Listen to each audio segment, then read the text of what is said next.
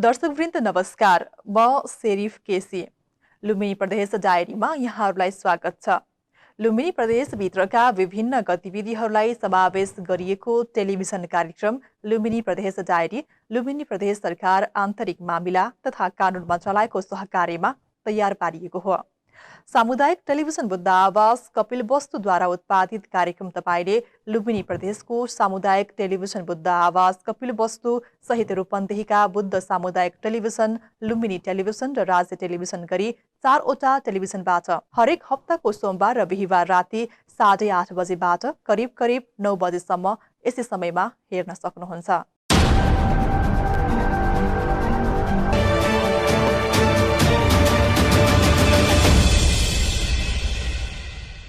समृद्ध प्रदेश खुशी जनताको नारालाई आत्मसात गर्दै अगाडि बढेको लुम्बिनी प्रदेश सरकारसँग नागरिकलाई जोड्ने प्रयास, लुम्बिनी प्रदेशवासीका अपेक्षा सरकारलाई सुनाउने माध्यम, प्रदेश सरकारको प्राथमिकता सुशासन पारदर्शिता नीति निर्माणलाई पृष्ठपोषण गर्ने औजार यो कार्यक्रम हो। यस कार्यक्रममा प्रदेशभित्रका कृषि, उद्योग, पर्यटन, रोजगारी र अन्य विभिन्न क्षेत्रको बारेमा प्रदेशका गतिविधिहरू यहाँ समक्ष प्रस्तुत गर्छौं। आज कार्यक्रमको दोस्रो श्रृङ्खलामा कोरोना भाइरस रोकथाम तथा नियन्त्रणका लागि लुम्बिनी प्रदेश सरकारका प्रयासका विषयमा छलफल गर्दैछौं। कार्यक्रममा हामीले 4वटा स्तम्भ राखेका छौं, जसमा पहिलो स्तम्भमा रहेको छ प्रदेश गतिविधि, त्यसैगरी भलाकुसारी स्तम्भ विशेष रिपोर्ट, जनआवाज र महत्त्वपूर्ण सन्देश समेट्दै जानेछौं।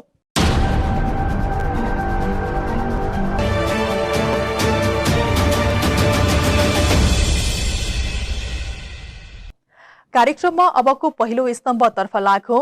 लुम्बिनी प्रदेश सरकारले गरेका यस बीचका महत्त्वपूर्ण गतिविधि प्रस्तुत गर्दै हुनुहुन्छ सहकर्मी विकास थापा।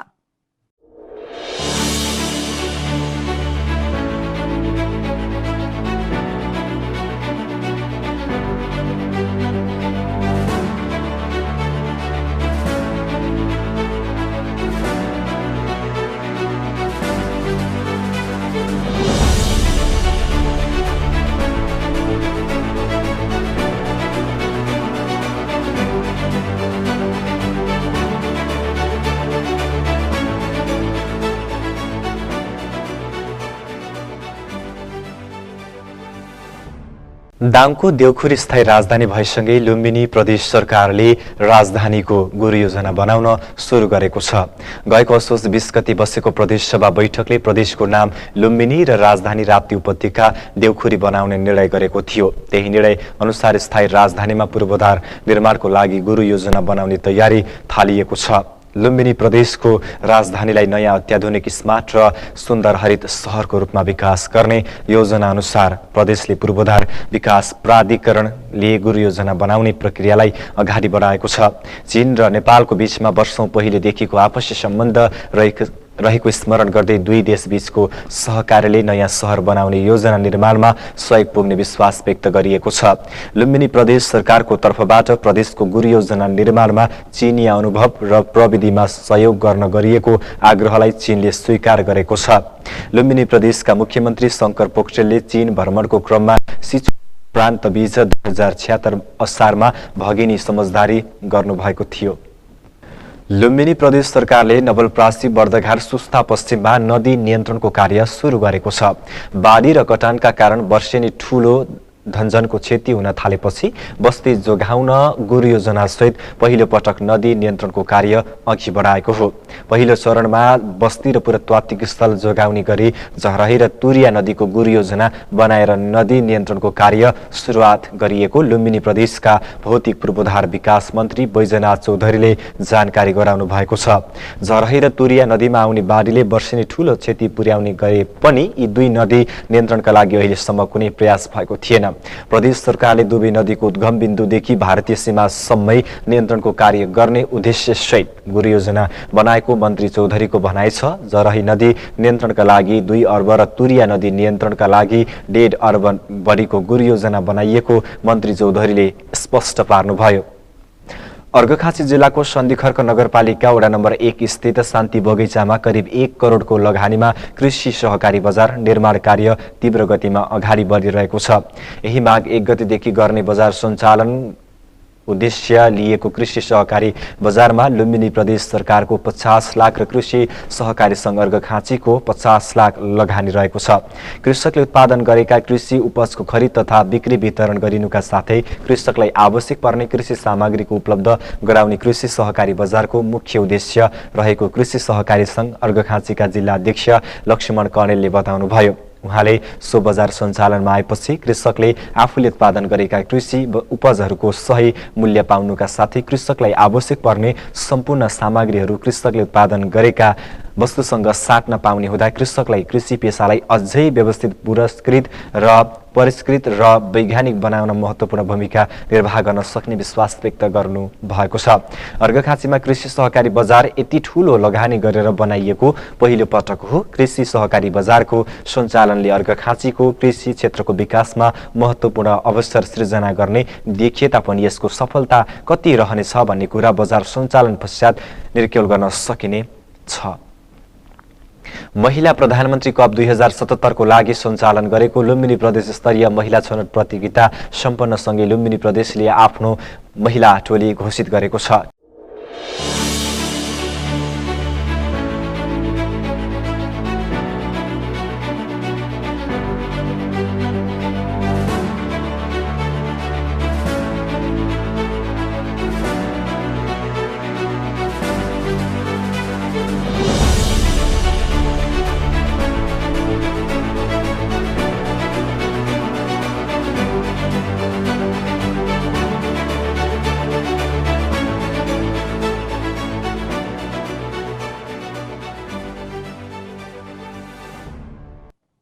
गतिविधिपछि अब पालो भएको छ भलाकुसारे स्तम्भको। आज हामीले कोरोना रोकथाम तथा नियन्त्रणका लागि लुम्बिनी प्रदेश सरकारले चालेका कदमहरू, कोरोना संक्रमणको विरुद्धमा आवश्यक उपचारका निम्ति स्थापना भएका कोभिड अस्पतालको अवस्था, आइसोलेसन र अस्पतालमा व्यवस्थापनका निम्ति अपनाइएका पद्धति लगायतका विषयमा सामाजिक विकास मन्त्री सुदर्शन बरालसँग कुराकानी गरेका छौं। ढिला नगरी यो संवाद हेरौं।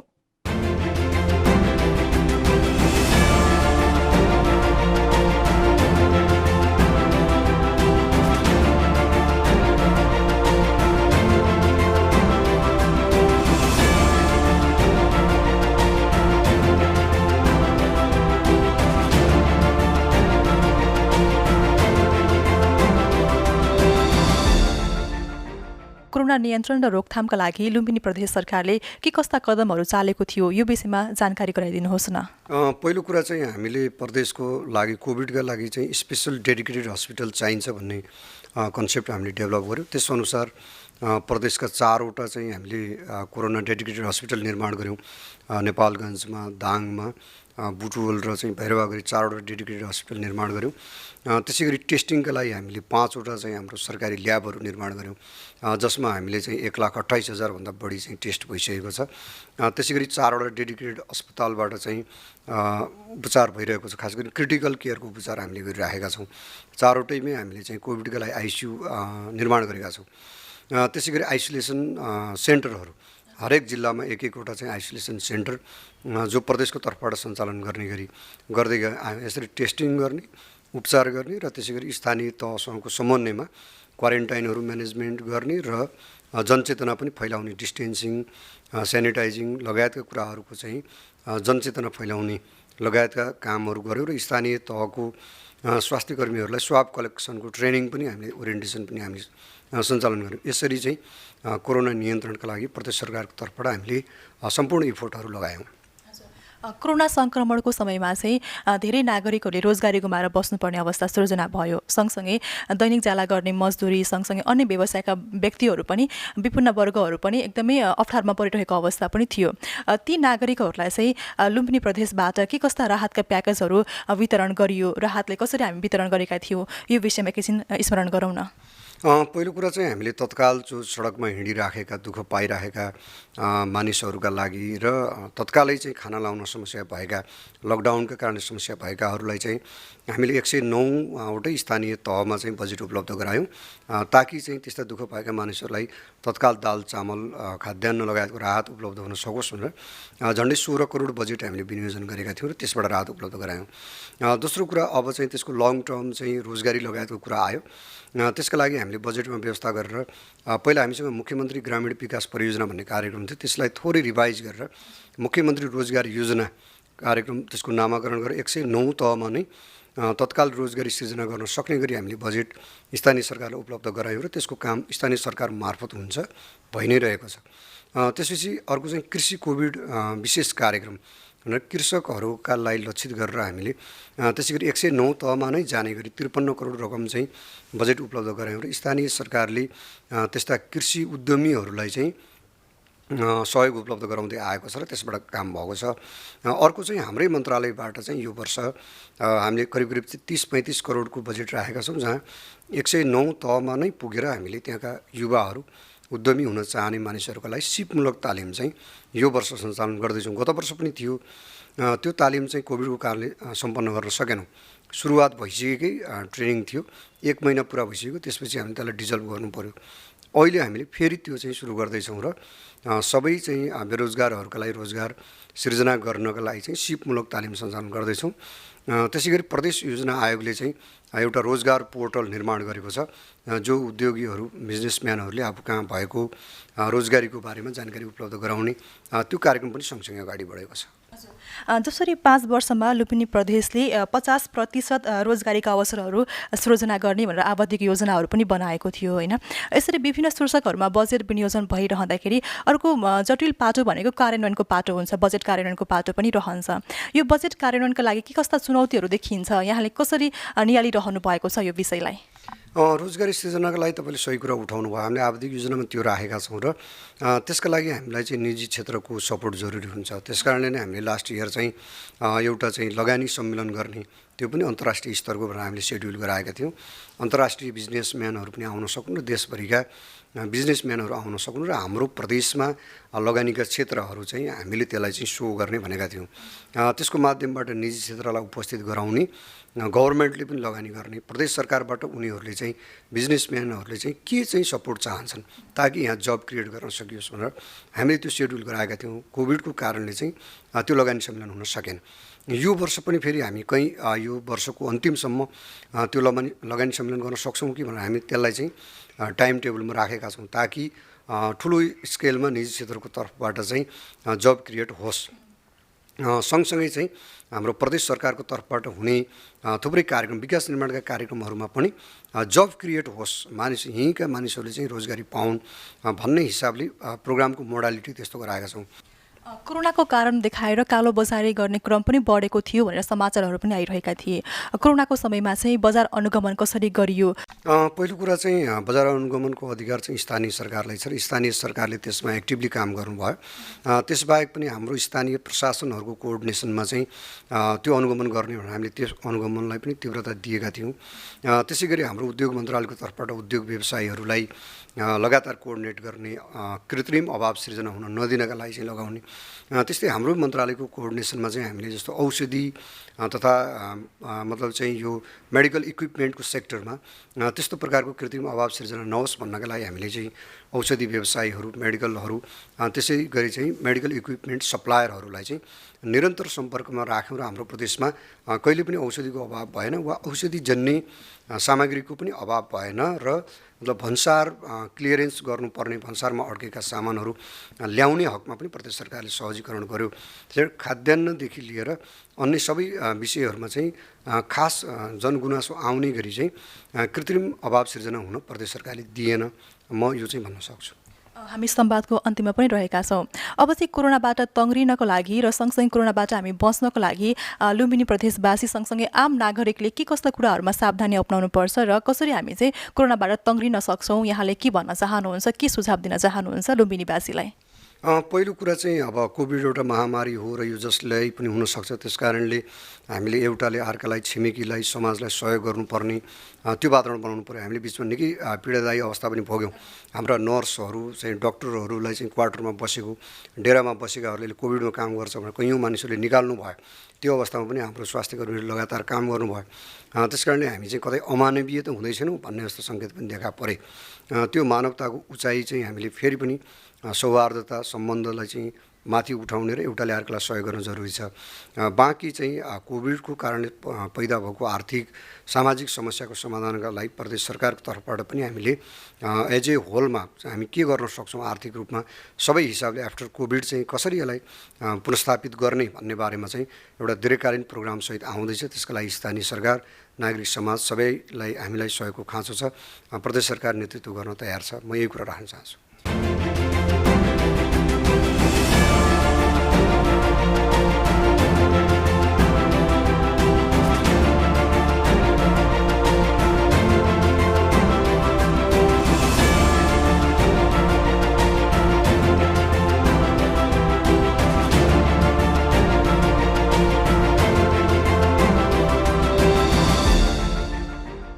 लुम्बिनी प्रदेशभित्रका विभिन्न गतिविधिहरूलाई समावेश गरिएको टेलिभिजन कार्यक्रम लुम्बिनी प्रदेश डायरी लुम्बिनी प्रदेश आन्तरिक मामिला तथा कानून मन्त्रालयको सहकार्यमा तयार पारिएको हो।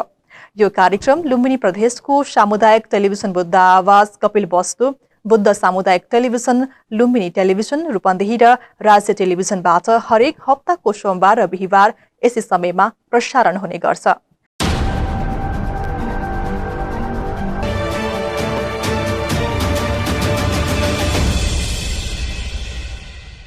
भलाकुसारी स्तम्भपछि अब पालो भएको छ एक विशेष रिपोर्टको। रिपोर्ट प्रस्तुत गर्दै हुनुहुन्छ सहकर्मी सृजना थारू।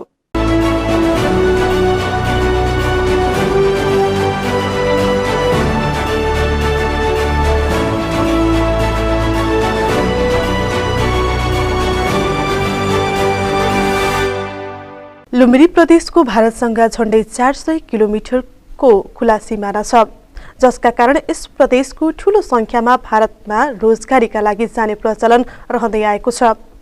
तर भारतमा कोरोना संक्रमण बढेसँगै वैशाखदेखि भारतबाट नेपाल आउने भिड एकैसाथ बढ्यो। व्यवस्थापन गर्न सुरुमा सरकारले हम्मे पर्यो, तर लुम्बिनी प्रदेशले समयमै अपनाइएको सतर्कता, परीक्षणको फराकिलो दायरा, उपचार संयन्त्रको तत्काल व्यवस्था, स्वास्थ्यकर्मीको साहस, संक्रमितहरूको उच्च मनोबल, सीमा व्यवस्थापन र लकडाउनको पालना जस्ता कारणले ठूलो मानवीय क्षति हुन पाएन। कोरोना हटस्पटसँगै प्रदेशभर योजनाबद्ध ढंगले महामारी रोकथाम, नियन्त्रण र उपचारका लागि प्रदेश सरकारले कोभिड-19 नियन्त्रण तथा उपचार कोष स्थापना गरी पूरा सामर्थ्य साथ कार्य सम्पादन गर्दै आइरहेको छ। यसै क्रममा बुटोल, भैरहवा, दाङ र नेपालगञ्ज गरी प्रदेशभित्रै 4वटा कोरोना विशेष अस्पताल निर्माण गरी सञ्चालनमा ल्याइएको छ। बुटोल, दाङ र नेपालगञ्जमा कोभिड-19 परीक्षणका लागि स्वास्थ्य प्रयोगशालाहरू स्थापना गरिएको छ। जिल्ला तह र स्थानीय तहसँगको समन्वयमा पालिकाहरूमा झण्डै 30,000 बेड क्षमताका क्वारेन्टाइनहरू निर्माण गरी सञ्चालनमा ल्याइएको विगत साँचिरहेको छ। कोभिड-19 का संक्रमितहरूको संख्या बढिरहेको अवस्थामा दृष्टिगत गरी पहाडी जिल्लामा न्यूनतम 50 बेड र तराईका जिल्लामा 200 बेडको आइसोलेसन केन्द्र निर्माणको काम अघि बढाएको स्थिति रहेको छ। खोप तयार नभइरहेको अवस्थामा देखा पर्ने असरका आधारमा औषधि तथा उपचार भारत लगायतका तेस्रो मुलुकबाट असुरक्षित तरिकाले प्रवेश गरेकाबाट संक्रमण फैलन सक्ने जोखिम होल्डिङ सेन्टर मार्फत व्यवस्थापनका काम लुम्बिनी प्रदेश सरकारले गरिरहेको छ। क्वारेन्टाइन, आइसोलेसन केन्द्र र कोभिड विशेष अस्पतालको क्षमता बढाउने गरी काम अघि बढाइएको छ। संक्रमणलाई स्थिर बनाउने र क्रमशः रोकथाम तथा नियन्त्रणमा सफलता हासिल गर्ने लक्ष्यका साथ क्वारेन्टाइन र परीक्षण र आइसोलेसन तथा उपचारको समुचित प्रबन्ध मिलाइएको छ। प्रदेश अन्तर्गत 4वटा कोरोना विशेष अस्पताल, प्रदेश अन्तर्गतका 13 अस्पताल, 12 जिल्लाका स्वास्थ्य कार्यालय र 11वटा आयुर्वेद अस्पतालमा कोरोना उपचारको प्रबन्ध मिलाइएको छ। प्रदेश अन्तर्गत सञ्चालित कोरोना विशेष अस्पताल दाङको कोरोना फोकल पर्सन दोडा ओलीले लुम्बिनी प्रदेश सरकारसँगको सहकार्य र सहयोग प्रशंसा योग्य भएको भन्दै अगाडि भन्नुभयो। कोरोना विशेष अस्पताल बेलजुन्डीमा लुम्बिनी प्रदेशले 5वटा आइसियु बेड र 19वटा एचडियु बेडको सेवा दिनुपर्छ भनेर निर्णय गरे अनुसार असोज 1 गतेदेखि हाम्रो अस्पतालले 19वटा एचडियु बेड र 5वटा आइसियु बेडमा सेवा दिइराखेको छ। जुन सन्दर्भमा एचडियु भनेको के हो भन्ने कुरा रहन सक्छ। एचडियु भन्ने बित्तिकै हाई डिपेन्डेन्सी युनिट अर्थात् उच्च सेयर कक्ष भन्ने गर्छ, जसमा हाम्रो अक्सिजन सप्लाई हुन्छ। बिरामीलाई 24 घण्टा भाइटल साइन अर्थात् प्रेसर, ब्लड प्रेसर, टेम्परेचर, नाडीको गति अर्थात् पल्स र तापक्रम नाप्ने मेसिन हुन्छ। त्यसले 24 घण्टा निगरानी हुन्छ भने अक्सिजन सप्लाई भएको युनिटलाई हामी एचडियु भनेर चिन्ने गर्छौँ। त्यसै गरी हाम्रो यस कोरोना विश्वस्थल स्थापना भएदेखि नै यस अस्पतालमा विशेष गरी लुम्बिनी प्रदेश र सङ्घीय सरकारले स्वास्थ्य सामग्रीहरू उपलब्ध गराइराखेको छ। बीचमा केही समस्याहरू भए तापनि विशेष गरी लुम्बिनी प्रदेशले हामीलाई स्वास्थ्य सामग्रीको कुनै पनि अभाव सिर्जना नभएको कुराहरू तपाईहरुको माझमा जानकारी दिन चाहन्छु। त्यस्तै भेरी अस्पताल नेपालगञ्जका मेडिकल सुपरिन्टेन्डेन्ट डाक्टर प्रकाश थापाले लुम्बिनी प्रदेशको सामाजिक विकास मन्त्रालयबाट आफूहरूलाई कोरोना अस्पताल निर्माणदेखि लिएर पीसीआर ल्याब स्थापना, संक्रमित उपचारको उपचार खर्च, खाना व्यवस्थापन लगायतका काममा धेरै सहज भएको बताउनुभयो। लुम्बिनी प्रदेशबाट हामीलाई यो कोरोना अस्पताल सञ्चालन गर्नलाई प्रशस्त मात्रामा जनशक्तिको व्यवस्थापन, चिकित्सकहरू, त्यसै गरी नर्सिङ स्टाफहरू, ल्याबमा काम गर्ने म्यान पावर, त्यस्तै हेल्थ एसिस्टेन्ट, इलेक्ट्रिसियन, प्लम्बर, त्यसपछि सरसफाइ कर्मीहरूको व्यवस्थापन भएकोले गर्दाखेरि हामीलाई त्यो सेवा दिन चाहिँ धेरै सजिलो भएको छ। यता रूपन्देहीकै भैरहवाको भीम अस्पताल स्थित कोरोना विशेष अस्पतालका डाक्टर सुमित प्रजापतिले माग भए अनुसारको विशेषज्ञ पठाउनुका साथै लुम्बिनी प्रदेश सरकारको सहयोग सकारात्मक भएको ओल्याउनुभयो। 95% नै सकुशल ट्रिटमेन्ट पाएर चाहिँ घर जानुभएको छ हैन। अब रोकथामको हिसाबले चाहिँ हामीले ट्रिटमेन्ट नै गरिरहेका छौँ, प्लस प्रिभेन्सनको लागि हामीले जस्तै फिभर क्लिनिकहरू देख्न सक्नुहुन्छ। फिभर क्लिनिक पनि सञ्चालनमा रह्यो। लगभग उहाँहरूकै साथले गर्दा नि हामी यहाँसम्म पुगेको छौँ हैन। उहाँले एकदमै साथ दिनुभएको छ। हामीलाई चाहिने पिपीदेखि लिएर हरेक सामान हो, जस्तै आइसियु हाम्रो 5 बेडको आइसियु छ, त्यसमा चाहिने सबै सम्पूर्ण सामानहरूदेखि लिएर जस्तै भेन्टिलेटर कुरादेखि लिएर यहाँ चाहिने जनशक्ति पनि अभाव थियो, त्यो पनि सबै परिपूर्ति गर्नुभएको छ। त्यो हिसाबले हामीलाई धेरै सहयोग पुगेको छ। यस्तै बुटोलको कोरोना विशेष अस्पतालका सुदर्शन थापाले कोभिडको उपचार खर्च प्रदेश सरकारले निःशुल्क व्यवस्थापन गरेको बताउनुभयो। जटिल खालका संक्रमितको उपचारमा प्रदेश सरकारले के काम गर्दै आएको छ त प्रश्नाउँदै हुनुहुन्छ डाक्टर सुदर्शन थापा। अहिले यो हाम्रो लुम्बिनी प्रादेशिक अस्पताल अन्तर्गत सञ्चालन भइरहेको कोभिड विशेष अस्पतालमा हामीहरूले अहिले सम्पूर्ण सेवाहरू, कोभिड सम्बन्धी सम्पूर्ण सेवाहरू दिन सफल भएका छौँ। पिपीहरूको अभाव झेल्नु परेको थियो, मास्कको अभाव झेल्नु परेको थियो। सुरुवाती दिनहरूमा हामीहरूले पनि त्यसको सामना गर्नु परेको स्थिति थियो, तर अहिले आएर यी सम्पूर्ण कुराहरू हामीहरूलाई सहजतापूर्वक नै उपलब्ध भइरहेको छ। सामान्य बिरामीहरूलाई चाहिँ कोभिडका सामान्य बिरामीहरूलाई जसलाई अक्सिजन थेरापी चाहिँदैन उहाँहरूलाई चाहिँ होम आइसोलेसनमै राख्ने भन्ने जुन पोलिसी आएको छ, तत्पश्चात चाहिँ हामीहरूको आइसोलेसनमा चाहिँ बिरामीहरूको सङ्ख्या घटेको छ।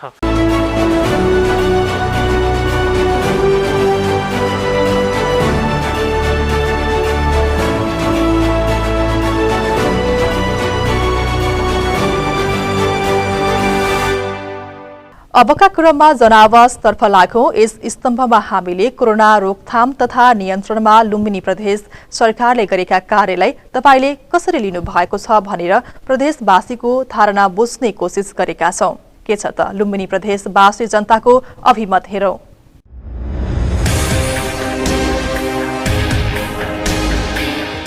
हिमराज कौशल, देवदह खैरेनी। हामी खुसी छौं। यस्तो महामारीमा नै लुम्बिनी प्रदेश सरकारले साथ दिइरहेछ। खुसी छौं। कमलापन्थी 5 नम्बर सरकारले राम्रो काम गरे छ, अझै हामीले गरेर खान पाउनु पर्यो। वीरेन्द्र गिरी, राप्ती गाउँपालिका 1 लालमटिया। लुम्बिनी प्रदेशले जुन यो काम गरिरहेको छ प्रदेश स्तरीय कोरोना भाइरस रोकथाम, यो एकदमै अनुकरणीय एवं अनुसरणीय हो।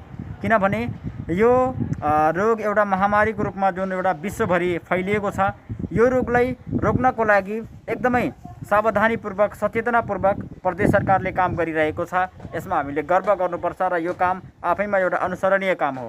र यस्तै सिको गर्दै लुम्बिनी प्रदेशको सिको गर्दै अन्य सरकार, अन्य प्रदेशका सरकारहरूले पनि विविध काम गर्न जरुरी छ। लुम्बिनी प्रदेश सरकारलाई यसप्रति म धेरै धेरै धन्यवाद ज्ञापन गर्न चाहन्छु। बालकृष्ण थापा हो, टोल देवीनगर। एक हिसाबले राम्रो पनि गरे, एक हिसाबले जनताले दुःख पनि पाए हैन। यसको बारेमा त अब खासै त्यति सन्तुष्टिजनक त के भन्नु र, हामी नै अब सबै विश्व नै अब यो कोभिडमा आबद्ध भएको छ हैन। त्यसले गर्दाखेरि खासै त्यति चिन्ताजनक पनि छ। यसमा सबै नागरिक चाहिँ सचेत हुनुपर्छ। नेपाल जस्तो एउटा चाहिँ साधन स्रोत नभएको देशमा हाम्रो अहिलेको सरकारले, प्रदेश सरकार, स्थानीय सरकारले गरेका कामहरू अत्यन्तै चाहिँ सराहनीय छन्। अहिलेको साधन स्रोत सरकारको चाहिँ के अरे स्पिरिट हेर्दाखेरि म सन्तुष्ट छु। म कृष्ण प्रसाद गेवाली, मेरो घर देवदह रूपन्देहीको देवदह नगरपालिका वार्ड नम्बर 7 मा पर्छ। विश्वव्यापी महामारी हो। अब नेपाल जस्तो सानो देशले भन्दा पनि यो लुम्बिनी प्रदेशले छोटो समयमा राम्रो काम गरेको छ, जहाँ कि थुप्रै बिरामीहरू रोगबाट बच्न सफल हुनुभएको छ। मृत्यु जन्मसित मृत्यु सिद्ध हुन्छ भन्छन्, तर पनि यो जुन लडाइँ छ त्यो लडाइँबाट धेरै सफल हुनुभएको छ, हामीले देखिरहेछौँ, सुनिरहेछौँ। र यो प्रदेश सरकारले गरेका राम्रा काम हुन् यिनीहरू। यो जनतासँग बाँच्न पाउने अधिकार यो सरकार अथवा यो ठाउँबाट प्रशस्त भएको छ र बाँच्ने अधिकार पाएका छन्। म दामोदर खत्री, 6 नम्बर 2। प्रयास गरेको राम्रो हो, त्यसलाई अब किन भन्दाखेरि ठाउँमा गएर प्रयास गरे भए राम्रो हुन्थ्यो। जुन हाम्रो कोरोना भन्यो त्यसपछि जुन शून्य थियो त्यो बेलामा ठ्याप्पै बन्द गरिदियो। जुन अहिले कोरोनाको कहर बढिरहेको छ त्यो बेलामा अहिले खुल्ला भइसकेको छ हैन। जनक पन्थ, गुल्मी तम्घा। प्रदेश सरकारले चाहिँ कोभिड नियन्त्रणमा गरेको खेलेको भूमिका सम्बन्धी विषयलाई कुरा गर्दा उसले चाहिँ जुन प्रदेश सरकारले कोभिड नियन्त्रणको लागि लकडाउनदेखि लिएर स्वाब परीक्षणमा चाहिँ राम्रो भूमिका खेले तापनि त्यस्तै कुनै पनि अरू रोग लागेका बिरामीहरूले चाहिँ हस्पिटलहरूले भर्ना नलिँदाखेरि बिरामीहरू डुल्दै चाहिँ मृत्यु भएको घटनाले चाहिँ अलिक दुखित लागेको छ। नै पनि समग्र रूपमा चाहिँ प्रदेश सरकारले गरेको नियन्त्रण, कोभिड नियन्त्रणको लागि चाहिँ सराहनीय मानेको छु।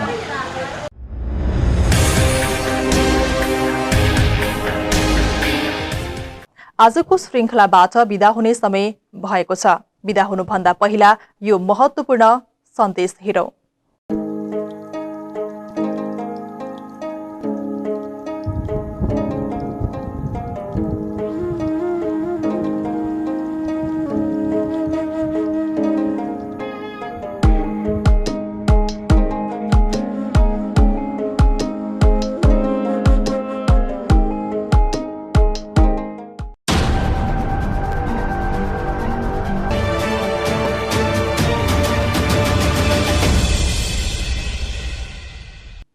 आजको श्रृङ्खलामा रहेर हामीले प्रदेश सरकारका गतिविधि, सामाजिक विकास मन्त्री सुदर्शन बरालसँगको भलाकुसारी, कोरोना विशेष टेलिभिजन रिपोर्ट र जनआवाज प्रस्तुत गर्यौं। कार्यक्रम कस्तो लाग्यो? आफ्नो सल्लाह, सुझाव, प्रतिक्रिया पठाउनका लागि हाम्रो ठेगाना रहेको छ टेलिभिजन कार्यक्रम लुम्बिनी प्रदेश डायरी, सामुदायिक टेलिभिजन बुद्ध आवाज, बाटगंगा 4 गजहेरा, कपिल वस्तु। वा तपाईले हेरिरहनु भएको यसै टेलिभिजनमा सम्पर्क गरी कार्यक्रम सम्बन्धी वा लुम्बिनी प्रदेश सरकारलाई कुनै जिज्ञासा, प्रश्न वा अनुभव भई राख्न सक्नुहुन्छ।